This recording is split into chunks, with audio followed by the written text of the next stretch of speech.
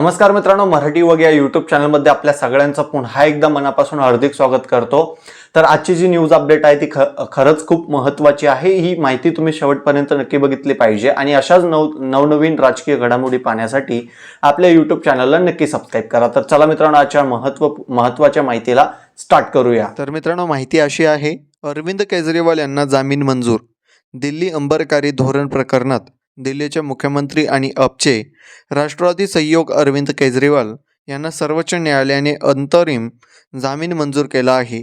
अंमलबजावणी संचालनालयाने ईडी केलेल्या अटकोल आव्हान देणारी त्यांची याचिका सर्वोच्च न्यायालयाने मोठ्या खंडपीठांकडे पाठवली। सीबीआय प्रकरणात केजरीवाल तुरुंगात राहणार आहेत, तुरुंगातच आता बाहेर येऊ शकणार नाही अशी माहिती येत आहे।